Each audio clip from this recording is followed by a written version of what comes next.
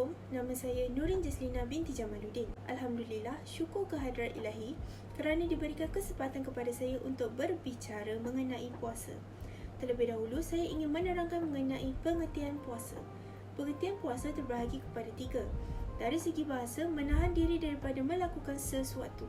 Seterusnya, dari segi istilah bermaksud menahan diri ketika waktu siang daripada melakukan perkara-perkara tertentu dari terbit fajar sehingga terbenam matahari. Tidak dilupakan juga menurut Kamus Dewan, puasa bererti menahan diri daripada makan dan minum dengan sengaja. Seterusnya, sukacita ingin saya katakan 4 ayat Al-Quran berkaitan dengan ibadah puasa. Ayat pertama adalah ayat 183 surah Al-Baqarah. Allah mewajibkan orang yang beriman kepadanya untuk menjalankan puasa sepanjang bulan Ramadan. Yang kedua, ayat 184 surah Al-Baqarah, Allah mewajibkan puasa dalam bulan Ramadan dan boleh ditangguhkan bagi orang yang sakit dan uzur. Terdapat 2 cara untuk kita gantikan puasa ini. Yang pertama adalah dengan membayar fidyah, atau kata nama lain adalah memberi makan kepada orang fakir miskin, dan kita boleh qada pada hari-hari yang dibenarkan. Seterusnya, ayat 185 juga dari surah Al-Baqarah, Allah menjelaskan dalam bulan Ramadan telah diturunkan kitab suci Al-Quran. Ini bertujuan sebagai petunjuk bagi manusia dan juga penjelasan petunjuk itu. Tidak dilupakan juga sebagai pembeza antara hak dan yang batil. Ayat yang terakhir yang akan saya katakan adalah ayat 187 surah Al-Baqarah. Allah menjelaskan waktu yang tepat bagi suami isteri untuk berhubungan di dalam bulan Ramadan. Waktu yang dihalalkan adalah seusai malam hari puasa. Sekiranya hukum ini diingkari, terdapat 3 hukuman, iaitu diwajibkan kafarah. Tetapi hukuman ini hanya dikenakan pada sang suami sahaja. Yang kedua, qada puasa 2 bulan berturut-turut. Tetapi sekiranya tidak berjaya melunaskan qada puasa ini, maka wajib dikenakan fidyah. Selain itu, terdapat topik lain juga yang ingin saya sampaikan, iaitu hadis-hadis lemah dan juga palsu mengenai puasa dan bulan Ramadan. Yang pertama, hadis berpuasalah nescaya sihat. Tiada sesiapa yang meriwayatkan hadis ini, dan hadis yang sebenar adalah disabdakan oleh Nabi, berbunyi, berperanglah maka engkau akan mendapat ghanimah. Berpuasalah maka engkau akan sihat, dan bermusafirlah maka engkau akan kaya. Hadis kedua adalah hadis mengenai kelebihan solat tarawih setiap malam pada bulan Ramadan. Kononnya diriwayatkan oleh Sayyidina Ali baginda menjawab, malam pertama manusia akan kembali suci seperti bayi, bermaksud tiada dosa sama sekali. Yang kedua, dosa ibu dan bapa akan diampunkan. Dan pada malam selanjutnya, dikatakan malaikat dari bawah arasy menyeru supaya manusia beramal dan diampunkan dosanya. Hadis ini palsu kerana sanadnya tidak dijumpai sama sekali. Maka haram menyebarkan walaupun dengan niat yang positif. Dan hadis yang ketiga adalah hadis mengharapkan Ramadan sepanjang tahun. Hadis ini dikeluarkan oleh Ibnu Huzaimah dan mengisytiharkan lemahnya hadis ini kerana hadis ini asalnya dari Jarir bin Ayub Al-Bajali. Al-Bukhari menyebutkan bahawa beliau sebagai munkar al-hadis, dan juga Al-Nasai menilainya sebagai matruh.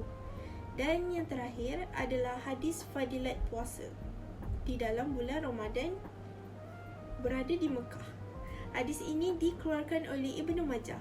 Sanadnya sangat lemah. Baihaqi dalam Syu'aib al-Himam. Abdurrahim bin Zaid bersendirian dalam riwayat dan beliau sangat lemah dalam hadis. Bahkan ramai ulama menggelarnya sebagai matruh. Dengan ini, setakat itu sahajalah perkongsian saya. Oleh itu, akan saya serahkan kepada rakan saya untuk meneruskan perbicaraan. Assalamualaikum warahmatullahi wabarakatuh. Saya Auni Adlina binti Muhammad Zamri akan meneruskan pembentangan mengenai pensyariatan puasa dan hukum puasa. Pertama, kita akan go through mengenai pensyariatan puasa. Untuk makluman semua, puasa Ramadan telah difardukan pada bulan Syakban tahun kedua Hijrah.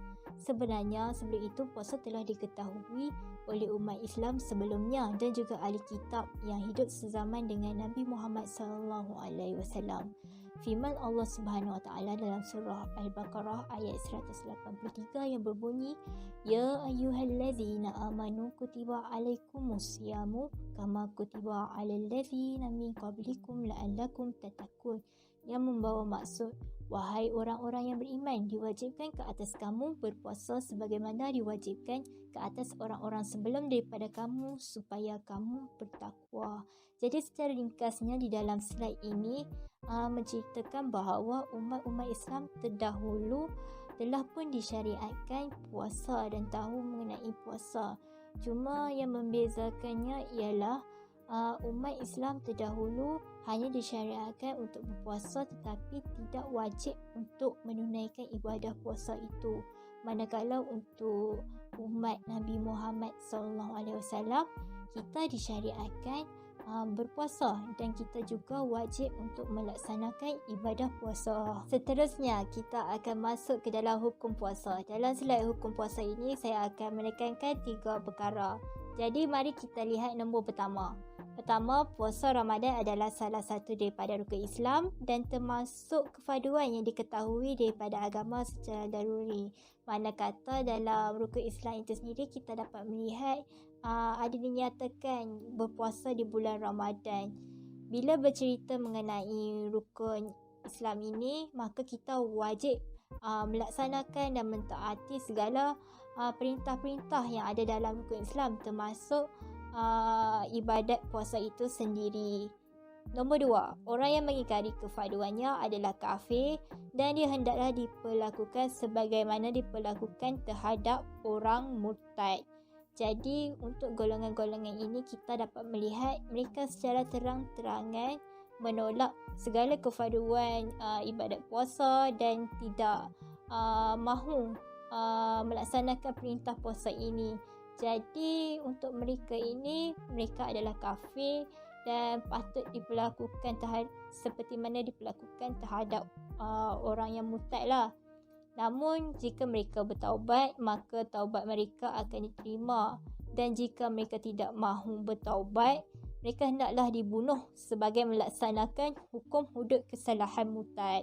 Ini jika sekiranya dia bukan seorang yang baru memulai Islam ataupun dia hidup membesar jauh daripada pembangunan. Maksudnya dikatakan dengan jauh daripada pembangunan ini, dia jauh daripada golongan-golongan ulama lah yang cerdik pandai mengenai hal agama Islam, yang mereka tidak menerima segala apa-apa ilmu mengenai Islam. Senang kata kita kata mereka ni jahil lah, tiada ilmu. Jadi untuk golongan yang tiada ilmu ni kita tak boleh menghukum sesuka hati, kecuali bagi mereka yang dah tahu tapi masih secara terang-terangan menolak segala perintah daripada Allah SWT itu, iaitu puasa.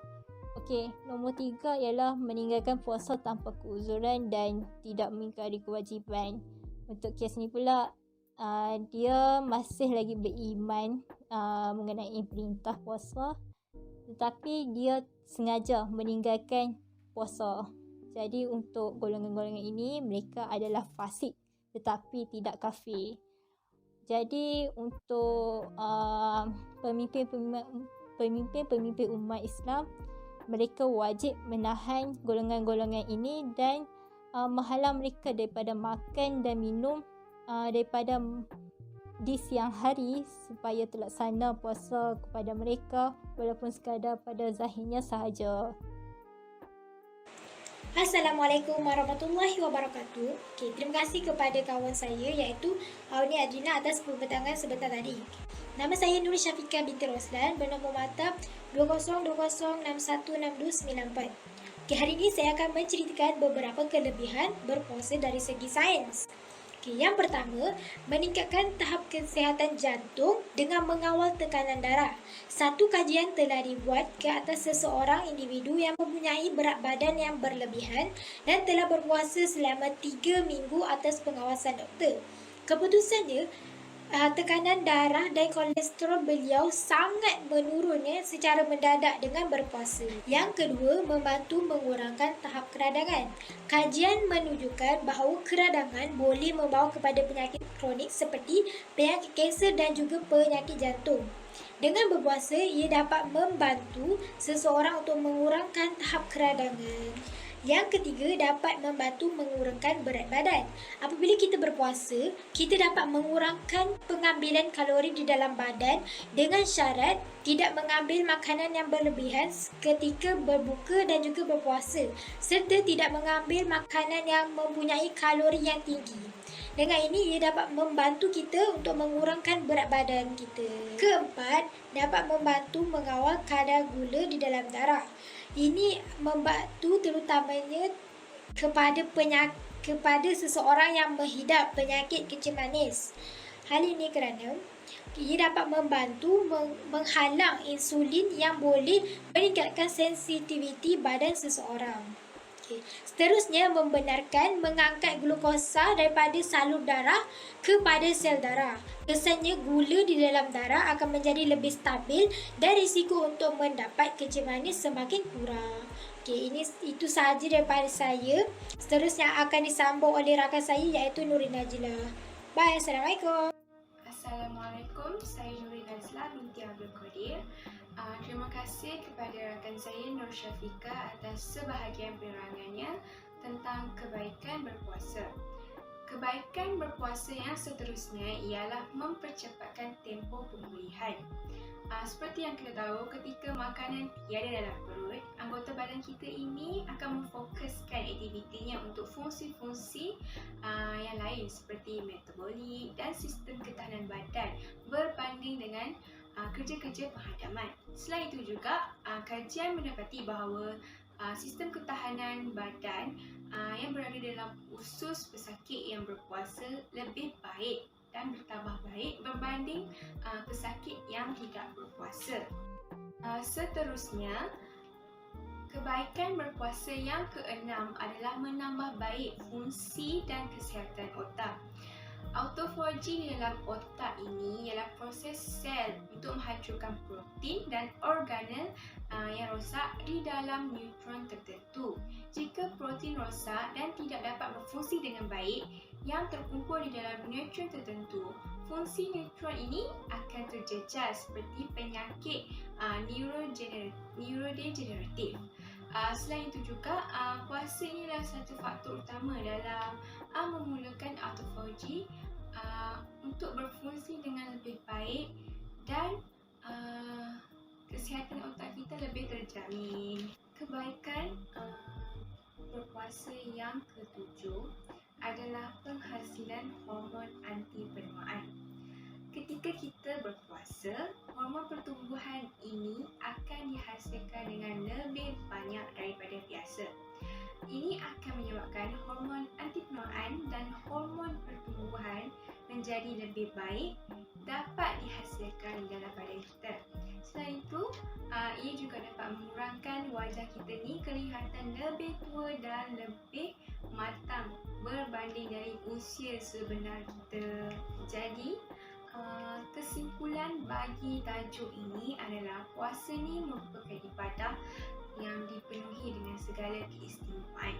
Puasa ni juga dilakukan dengan sempurna, membawa pahala yang tak terhitung banyaknya yang seperti lautan tak terbatas yang telah disediakan oleh Allah SWT yang Maha Esa kepada umat-umat Islam, pada orang yang berpuasa. Selain memperoleh pahala puasa ini, ibadah ini juga melatih hamba-hambanya, iaitu kita sebagai umat Islam, untuk bersedekah, rajin dan rendah diri.